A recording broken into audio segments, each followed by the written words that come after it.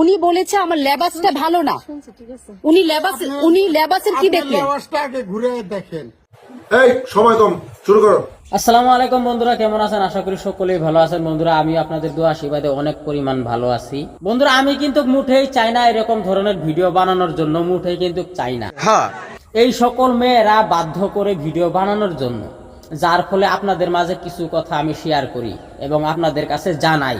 আপনাদের মূল্যবান মতামত, মূল্যবান কমেন্ট আমারে জানান। আমি সেই কমেন্টগুলো দেখা উৎসাহিত হই, ভালো পাই, আনন্দ পাই, মজা লাগে আমার। আপনাদের সেই কমেন্টের জরিয়তে আপনারা নিজেরাই বলেন এর পার্ট 2 আনেন, পার্ট 3 আনেন, পার্ট 4 আনেন।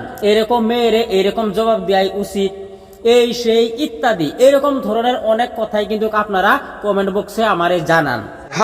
যার ফলে আমি সব সময় এই ধরনের মেয়ের নিয়েই কিন্তু আমি ভিডিও বেশি পরিমাণ বানাই এবং এই ধরনের মেয়েকে কিন্তু উচিত জবাব দেই আমি। বন্ধুরা, আমার স্ক্রিনের পাশে যে মেয়েটারে দেখতেছেন, এই মেয়েটারে নিয়েই কিন্তু আজকে আমার এই ভিডিওটা।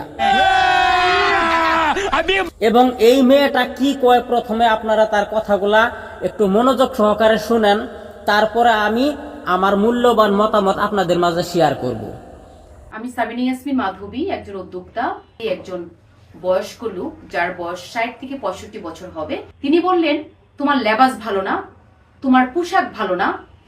আমি বললাম আমার পোশাক আপনাকে কি করেছে? তো বন্ধুরা, আপনারা হয়তো ভালো করে বুঝতে পারছেন যে আসলে এই মেয়েটা কোন ধরনের এবং কোন ক্যাটাগরির, কোন টাইপের।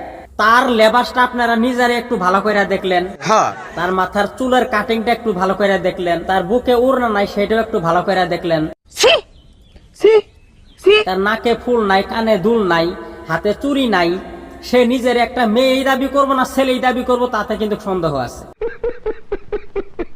এটা আমার বিভাগে কয়। দ্বিতীয় কথা, সেই বয়স্ক ব্যক্তিটা যে কথাটা কইছে সে কিন্তু 100% সত্য কথাটা কইছে।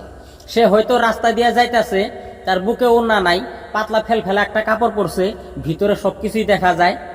যার ফলে সেই বয়স্ক ব্যক্তিটা কইছে যে আমারও মেয়ে আছে বা আশপাশে পাড়াপড়শিরও মেয়ে আছে, অনেকে ইয়াং ছেলে রাস্তা দিয়ে যাতায়াত করে, নিজের একটু ভদ্রভাবে রাখার চেষ্টা করো, নিজের একটু কন্ট্রোল করার চেষ্টা করো। এরকম ধরনের চলাটা, বচ্চলন ভাবে চলাটা মোটেই ঠিক না। হয়তো এরকম ধরনের তার একটু শাসন বারণ করছে, কিন্তু সেই শাসনটা এই মেয়েটার মুঠেই পছন্দ হয়নি। তার কথা হইলো আমি নাগে ল্যাংটা হয়ে যাই, উলঙ্গ হয়ে যাই, নাগে রাস্তায় ঘাটে যা খুশি তাই করি, আপনি কোনেওয়ালা কেরা? এরকম একটা মেয়ে যদি আমার ব্যাটার বউ হতো। এই মেয়েটার কথা কিন্তু এইটাই। তো বোন, তোমার আমি একটা কথাই কমু, বয়স্ক লোকটা যা কিছু কইছে সবকিছু 100% সত্য কথাই কইছে। আমি তোমার কমেন্ট বক্সে ঢুকছি, তোমার কমেন্ট গুলা দেখছি, প্রত্যেকটা কমেন্টই তোমার বিরুদ্ধে কথা কইছে এবং সেই চাচার সাপোর্টের কথা কইছে।